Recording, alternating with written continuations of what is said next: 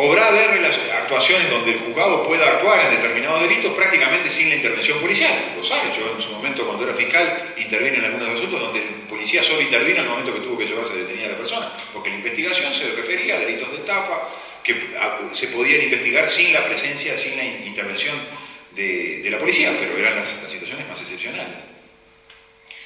Hoy, en el 90 y pico % de los asuntos, la relación es una relación bilateral, policía-juez. El policía le da cuenta al juez, el juez le pide al policía, y de esa manera se va desarrollando hasta que el juez diga, bueno, tráigamelo al juzgado. Hoy la relación se va a transformar en un triángulo, en una relación trilateral. El policía ya no le va a tener que dar cuenta al juez, le va a tener que dar cuenta al fiscal. Y el fiscal para algunas cosas le va a tener que dar cuenta al juez, porque cuando precisa una orden de allanamiento va a tener que llamar al juez, cuando precisa una intervención telefónica o alguna medida o la detención de determinada persona, le va a tener que pedir al juez algo que la persona se detenida infragante. Entonces ya empieza a funcionar aquel juego de niños, ¿no? Del teléfono descompuesto, es una relación trilateral. Pero es una relación trilateral, que ustedes lo saben bien, se da en un marco temporal muy específico, que es el marco temporal de las 24 y 48 horas.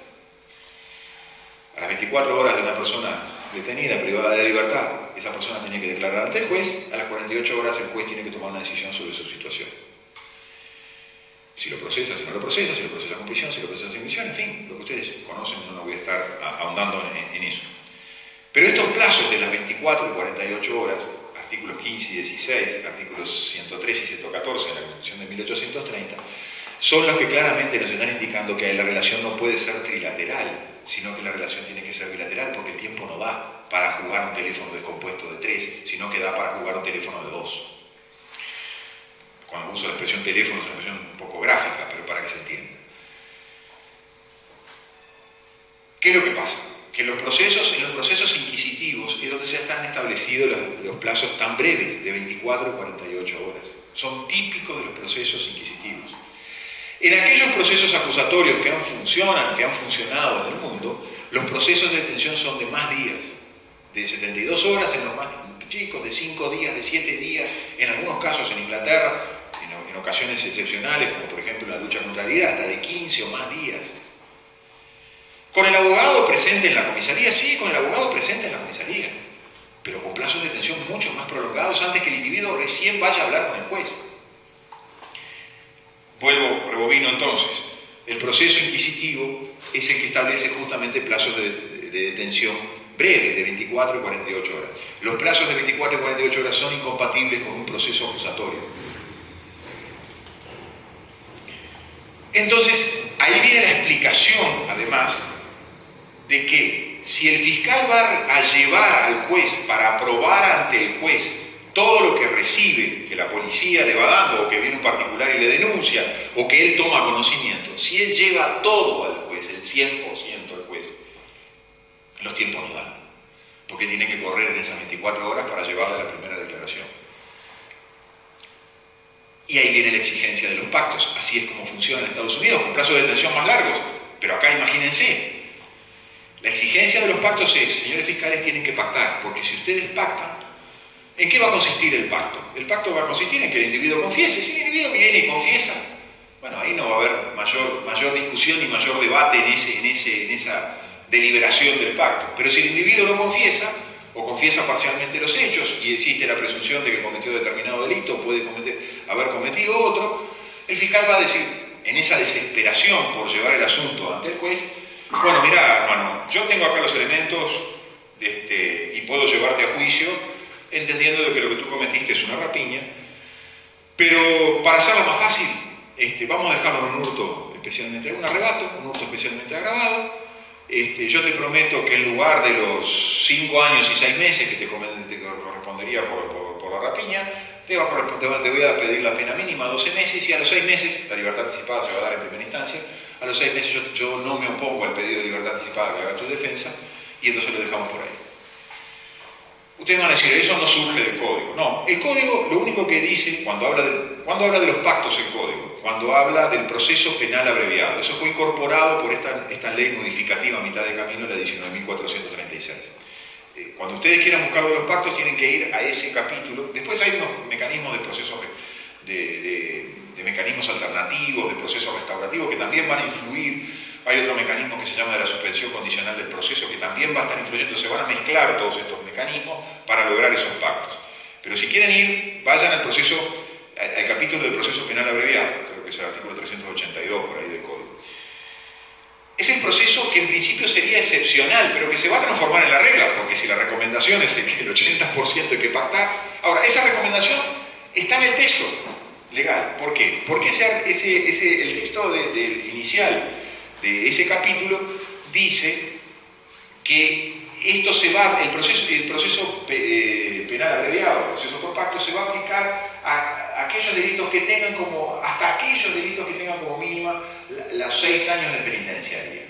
¿Cuáles son los delitos en el Código Penal que tienen mínima o por arriba de ella 6 años de penitenciaria? Un delito contra la patria que difícilmente se vaya a tipificar en el país, aunque no vendría mal que se tipificara en algún momento, ¿no? El homicidio especialmente agravado, el homicidio muy especialmente agravado, el secuestro y el copamiento. O sea, fíjense ustedes que todo el resto de los delitos del Código Penal quedan atrapados en la posibilidad de que puedan ser pactados. ¿Qué es lo que dice la ley? Que si el individuo anuncia en qué podría consistir el pacto, si el individuo confiesa, se le va a poder bajar 1/3 de la pena. Con lo cual, una norma procesal establece una rebaja neta del Código Penal. Uno podrá compartirla o no podrá compartirla. Yo siempre he entendido que la confesión debería ser una atenuante que debería tener una tasa importante en la rebaja de una pena. Pero lo cierto, y esto es lo más importante de entender, es que cuando se establece esa posibilidad de que pueda haber un pacto, se colocan arriba de la mesa ya no solo la rebaja de una pena, sino que se coloca lo que yo les decía el ejemplo anterior, la tipificación delictual. Se coloca arriba de la mesa la confesión, pero junto con la confesión la delación. Se colocan arriba de la mesa la devolución de los producidos o no del delito. Y un ejemplo muy claro que hemos visto en los últimos tiempos es el caso Figueredo. El caso Figueredo, en aplicación de una norma específica de la ley que estableció la jurisdicción de crimen organizado, establece la posibilidad de los acuerdos. No dice mucho, ¿no? Porque solo habla de los acuerdos. Bueno, en el caso de Figueredo hubo un acuerdo, entonces por eso Figueredo sale a pasear a su perrito con una tobillera, aparentemente. Pero ¿a cambio de qué? A cambio de haber entregado muchas cosas, personas y bienes, en su sentido.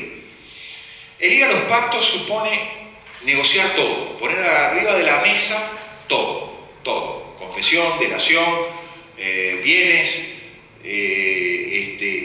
y a cambio de eso, tipificaciones delictuales, libertades a mitad de camino o anticipadas, menos pena, todo. ¿Eso qué significa? La destrucción del principio de legalidad. El famoso concepto de que no hay delito sin ley, que no hay pena sin ley, queda destruido absolutamente. Ahora no va a importar la ley, sino que lo que va a importar va a ser el acuerdo al que llegue ese fiscal con esa persona indagada. Supone selectividad, porque yo lo digo más o menos con esta expresión, tanto tienes para darme, tanta libertad te voy a dar.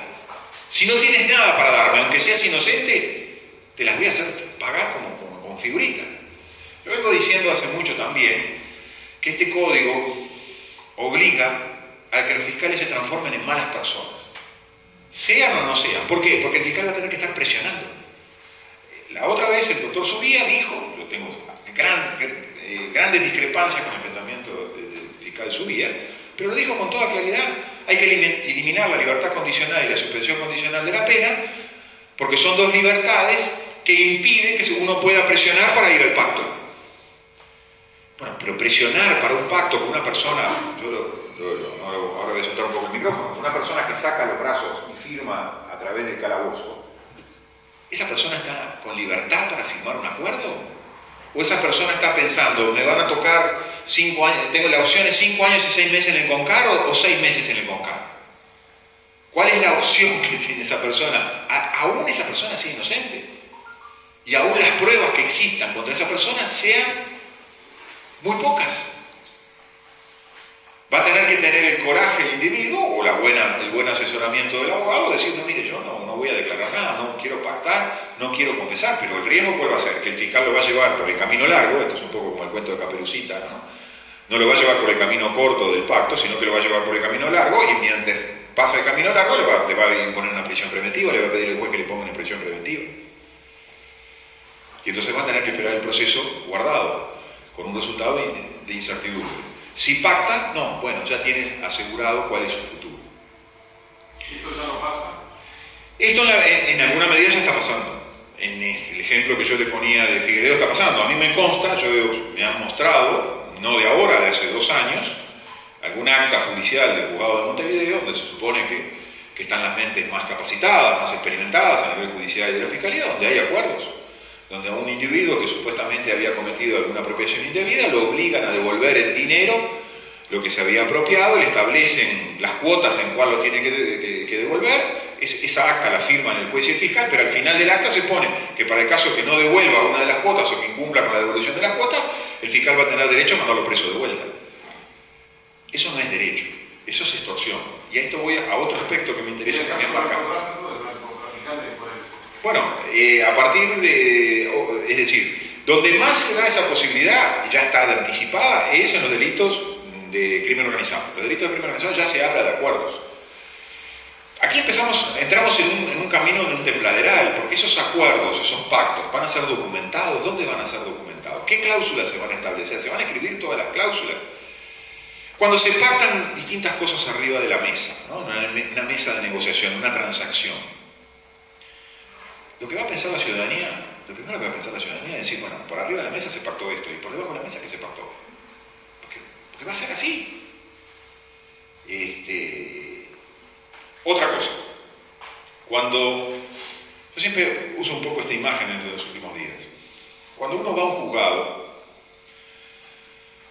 de alguna manera no es así, las paredes están todas descascaradas, los ámbitos de trabajo dejan bastante que desear, los baños dejan demasiado, bueno, no hablemos de los calabozos, lo que son los lugares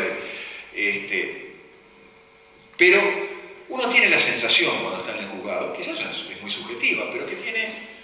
Yo siempre digo que uno se recuesta hacia atrás y tiene la biblioteca, ¿no? Que tiene el derecho atrás. Que al costado hay derecho y que del otro lado hay derecho y que detrás del juez hay derecho. Es una situación quizás un poco subjetiva, ¿no? Pero cuando uno sale de ese ámbito y establece el proceso penal en un ámbito administrativo, sea el ámbito de las comisarías o sea otro ámbito administrativo, de las fiscalías o como yo les decía, esas misivas entre la administración, entre la fiscalía y el gran estudio jurídico cuando se defiende algún delito de narcotráfico, de corrupción.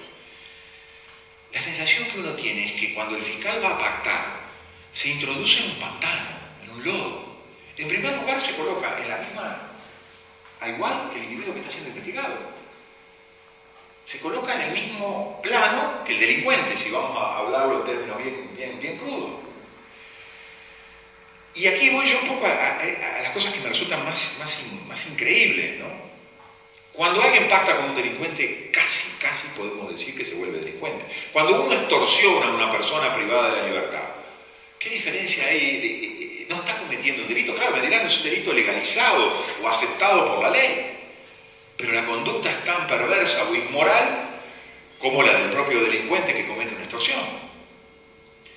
Ahora bien, hacemos el pacto, establecemos las distintas condiciones del pacto, a lo que nos comprometemos unos y a lo que nos comprometemos otros, porque en el pacto el delincuente se va a comprometer a determinadas cosas, por ejemplo, a delatar a fulanito y luego que se va a ir a comprobar si esa delación se correspondía o no, en teoría se tendrá que comprobar con otras pruebas, a entregar o devolver dinero. La otra vez había unas discusiones bárbaras con los cuadros de una de las casas de Figueredo, que si se habían tasado, si no se habían tasado, si pertenecían a la señora, si no pertenecían. Pero a su vez, el fiscal también se va a comprometer a determinadas cosas. Y entonces la pregunta que siempre me viene a mí es la siguiente. Si el que incumple es el delincuente, ¿no? Muy bien, se le sacará la pulsera, no saldrá a pasear su perrito y volverá a Concar, o irá a Campanero, o irá a la cárcel que quiera. Es una manera de ejecutar, digamos, el incumplimiento del contrato, porque todo contrato tiene la hipótesis de incumplimiento, que es lo más importante, porque no sé lo que se nos enseñaba a nosotros cuando estudiábamos contrato. Ahora, si el que incumple es el Estado, cuando digo el Estado, si el que incumple es el fiscal, o si el que incumple es el juez, eventualmente, porque va a ser el que va a homologar ese acuerdo. ¿Cómo se ejecuta eso? Bueno, yo creo que se ejecuta no de una sola manera. ¿Cuál es el método que tiene el delincuente para hacerle cumplir el pacto que el fiscal no cumplió? Y el sicariato, no hay otro camino. Entonces, ese es otro de los grandes problemas. Cuando uno va a jugar a la cancha de los pactos, yo a veces uso esta expresión que puede parecer muy dura, pero la mafia dice, los pactos, qué bueno los pactos, a mi juego me llamaron. ¿O no hemos hablado toda la vida de que la mafia se mueve a partir de pactos celeris o pactos criminales? O de pactos mafiosos, como habitualmente se dice. Entonces, ojo con ese paso, con ese salto al vacío, ese salto al pantano que muchos están dando. Yo creo que es una de las cosas más peligrosas y más negativas. Negativas y peligrosas porque destruyen el principio de legalidad, o sea, destruyen el derecho penal como un derecho público. El derecho penal pasa a ser un derecho privado de negociación.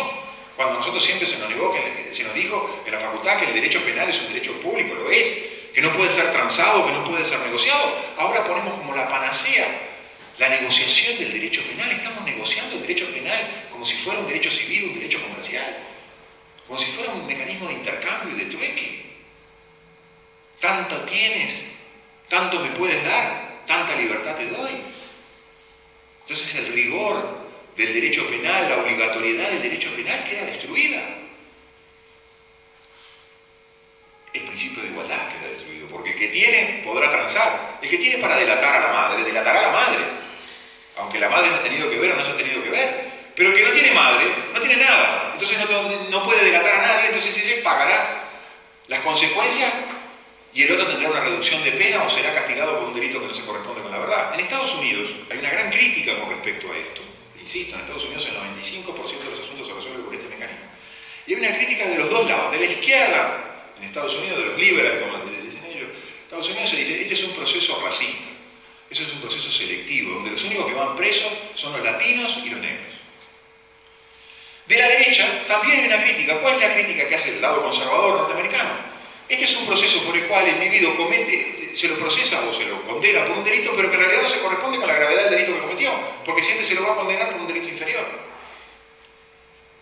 Vean ustedes entonces lo perverso de esto. Si a esto le agregamos que, sumada a la transferencia de poder, más el poder monopólico con dependencia que se señala la Fiscalía General, le damos esa potestad de hacer pactos a esa Fiscalía General a través de esos fiscales delegados, llegamos a esa conclusión que yo les dije hace un rato. Nadie se investiga a sí mismo. El sistema de los pactos va a servir para de alguna manera dar impunidad a aquellos delitos que refieren a los delitos del poder. Si el poder domina de esta manera la investigación, y si encima le damos esta metodología de los pactos, no van a ir los corruptos jamás presos. Y uno de los objetivos de esta modificación del proceso penal es dar impunidad a la corrupción. No es otro. Ese es el objetivo final. Y es por eso que vemos esa unanimidad casi asombrosa del punto de vista del espectro político.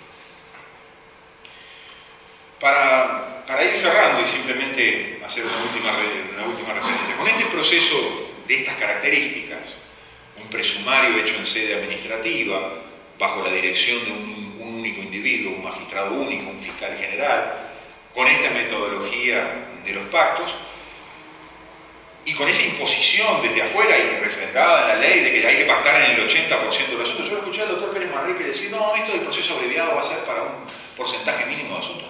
No, esto lo que se pretende es que sea para el 80% de los asuntos. Va a ser la regla, no va a ser la excepción. La excepción va a ser el proceso ordinario, seguir todas las etapas con diversas audiencias y diversas alternancias. No, vamos a ir al proceso pactado, que va a significar un acuerdo, ese acuerdo presentado al juez y a los 10 minutos el individuo sale condenado. Les decía, vamos a un proceso, entonces, sin juzgado, sin juez y sin juicio. Y hay algunos que todavía se atreven a decir hasta el día de hoy que vamos a un proceso más garantista. Una anécdota secundaria quizás a esto, pero que ya se está viendo, vamos a ir a un proceso sin expediente judicial. ¿Qué me dirán? El expediente judicial, los papeles se rompen, se rayan, se testan, se arrancan las hojas, sí, por supuesto. Pero ahora vamos a un expediente por un poco que va a ser aquello de las palabras se las llevó el viento. Vamos a un proceso que va a ser todo grabado en sistemas de audio muy imperfectos, muy frágiles para ser penetrados o destruidos también. Pero no vamos a tener el respaldo de un expediente judicial. Los fiscales, ¿cómo van a actuar en las fiscalías? Ya en estas modificaciones últimas que se pretenden poner, ya se habla de que van a llevar un legajo de hojas móviles. Entonces, el fiscal va a guardar lo que le sirve y tirar al viento lo que no le sirve. Pero no va a haber un expediente judicial. Cuando vayamos al juzgado, ¿qué va a haber? Lo que nos está pasando a nosotros ahora en la Fiscalía de Adolescentes, que somos una especie de juzgado de adolescentes. Yo soy fiscal de menores en este momento. Se ha implantado un sistema de audio que se llama Audire, en el cual, por un lado, tenemos un expediente judicial que no nos dice nada, porque solo hay las referencias del nombre de la persona que entra a declarar y no mucho más. Y por otro lado, tenemos un expediente en una especie de nube, que es una grabación de audio, con lo cual tenemos una cosa totalmente desgajada y separada. Cuando vamos a ver el expediente para recordar qué es lo que fue lo que hicimos o dejamos de hacer, o qué fue lo que dijo el testigo tal o el indagado tal, resulta que no lo tenemos. Tenemos que ir, ponernos unos auriculares y ir a escuchar esa grabación, que a veces se escucha bien y a veces se escucha espantoso, por lo general se escucha espantoso. Bueno, a eso vamos. Ahora se pretende esta experiencia piloto del juzgado de adolescentes es porque esto se va a instaurar en el proceso penal de mayores. Es decir, no va a haber expediente judicial. Yo no pretendo que tengamos un funcionario tecleando en una máquina. Hoy existen programas de computación que permiten la desgrabación inmediata de lo que se está diciendo. Bueno, pero eso no sale muy caro, eso no se tiene, no se busca, no se quiere hacer. Final.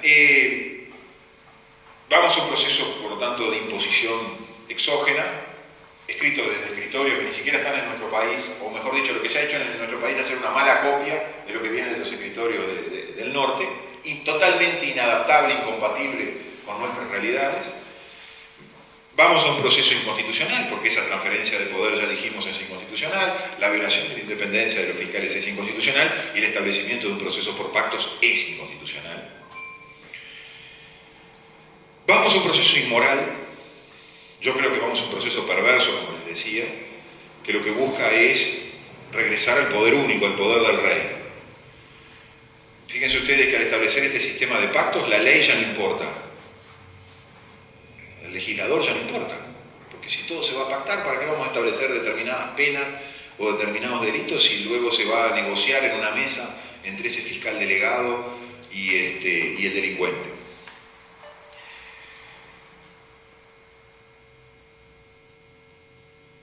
Vamos a un proceso perverso porque es un proceso extorsivo, un proceso, como yo les decía, que va a obligar a que los fiscales se transformen en malas personas, por no decir una expresión que puede ser un poco más vulgar.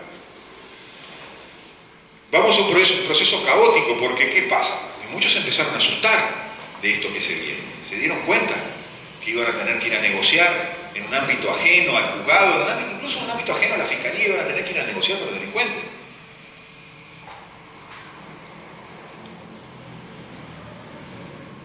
A eso se le suma que vamos a un proceso que necesariamente necesita de mucho dinero, y la realidad muestra que el dinero falta por todos lados. Incluso el dinero no da para un proceso sencillo, humilde, como el que tenemos ahora, el cual yo siempre reivindico. Creo que puede ser mejorado, acortado los plazos, reducidas respecto a algunas prerrogativas o aumentadas otras. Vamos a un proceso donde el derecho de defensa, como tú bien decías, Richard, es ignorado, es absolutamente ignorado. Y como bien decía Richard, tenemos que ponernos en la situación de que cualquiera de nosotros puede caer en la situación de ser indagado e investigado. Y sin embargo, no hay nuevas prerrogativas otorgadas a la defensa. La única que hay es que va a poder concurrir a las comisarías. Pero nada más. Después la defensa sigue teniendo una actitud casi de florero, casi de espectador. En Montevideo, los defensores de oficio que hay hoy no dan para atender el proceso que tenemos al tiempo de hoy. Para atender este nuevo proceso, ni cerca. Es un proceso que exige, por ejemplo, la adecuación de las salas donde se va a hacer la audiencia, ya sea la audiencia para ratificar el famoso acuerdo, el pacto, como la audiencia para desarrollar el proceso ordinario, donde se va a tener que hacer toda la prueba, la declaración de los testigos. Las salas no están adaptadas, pero no están adaptadas en Montevideo, mucho menos en el interior. Y les voy a explicar por qué no están adaptadas. El código exige que en esas audiencias tienen que estar preceptivamente presentes el juez, el fiscal, el defensor y el imputado. No se puede retirar ninguno de esas 4 personas, se pueden retirar de la sala, como pasa hoy en el proceso de adolescentes. Pero con esta peculiaridad, en el proceso de adolescentes, cuando entra la víctima o cuando entra el testigo, se le pregunta: ¿a usted le molesta que esté la persona indagada, el individuo que le acaba de, hace menos de 24 horas de haber cometido una rapiña? Y el individuo, me ha pasado de una almacenera en un barrio complicado: no, a mí no me molesta, lo veo todos los días, que entre nomás. Pero esa es la excepción. La mayor parte de la gente está intimidada, está asustada. Dice: no, para un poco la mano, señor juez, no me lo ponga adelante, porque el tipo yo vuelvo al barrio, este tipo me acaba de rapiñar y me va a volver a rapiñar, no quiero ni verle la cara. Bueno, perfecto, porque el proceso de adolescente lo permite. El individuo, entonces el menor, permanece en el carcelaje mientras el individuo declara. Todo en audiencia, tenemos que estar todos presentes, pero el menor se va para el carcelaje. En este proceso penal de mayores no va a ser así. El imputado tiene que estar, incluso hay una norma que dice expresamente que no se puede retirar de la sala por ninguna circunstancia. ¿Eso qué significa? Que cuando vaya a declarar la víctima, cuando vaya a declarar el damnificado, el testigo o el perito, lo va a tener enfrente. Entonces, ¿de qué le habla? El código habla de sí, que cuando el testigo se siente intimidado, deberá haber un obstáculo que impida ver. Yo le llamo el dispositivo o la norma del biombo. Digo, van a tener que comprar un biombo, que se van a tener que comprar biombos. O si no, los testigos van a tener que estar encapuchados. ¿Cómo se va a impedir eso? Porque además, si le ponen un muro, porque lo pueden hacer por muro de ladrillo, ¿no? El tipo hace así, y dice: ¿cómo anda? ¿Qué testigo, qué víctima, qué funcionario policial? En muchos casos, me consta que los funcionarios policiales por lo general no tienen problemas y entran, porque han sido el individuo que ha procedido a la detención del tipo que acaba de cometer la rapiña. Pero si el funcionario policial tiene que ir a vivir al mismo barrio de donde está la familia del delincuente. Entonces, por eso digo, esa circunstancia no sé cómo se va a resolver. Quizás lo que se haga es, como se hace en menores, mantenerlo en el carcelaje, pero estrictamente eso provocaría la nulidad de la audiencia y le va a dar una chance muy importante al defensor de decir: mira, todo esto es nulo, si mi cliente no está acá sentado a mi lado, ninguna de estas pruebas se hace si no está presente. También va a pasar que esas audiencias se prolonguen en el tiempo. Y entonces la famosa celeridad y velocidad que se le pretende imprimir al proceso no va a ser. Y vemos muchos ejemplos cercanos en Argentina y en Brasil de que las audiencias de repente se realizan 1 año o 2 años después. Más allá de que la ley hable de determinados plazos, pero todos sabemos que quizás es una de las cosas más vulneradas el plazo en el cual se fijan las audiencias. En definitiva, vamos a un proceso que nos va a dar muchas inseguridades. Cuando digo muchas inseguridades, digo de mi lado las inseguridades jurídicas. Va a ser un proceso que va a ser un semillero de nulidades y de inconstitucionalidades, que hábilmente van a ser, con todo derecho, utilizados por los señores defensores, los señores abogados. Dudo que algún fiscal plantee inconstitucionalidad, aunque yo me vería obligado de ser el caso de Azogue también. Pero vamos a un proceso que nos va a dar mucha inseguridad. Le vamos a dar un aumento, una carga más a la inseguridad ya existente. A la seguridad de todos los días, a la seguridad de los hechos, no a la jurídica, a la de los hechos, a la de la calle, a la inseguridad a la que estamos, o por la que estamos tan afligidos todos los habitantes de este país.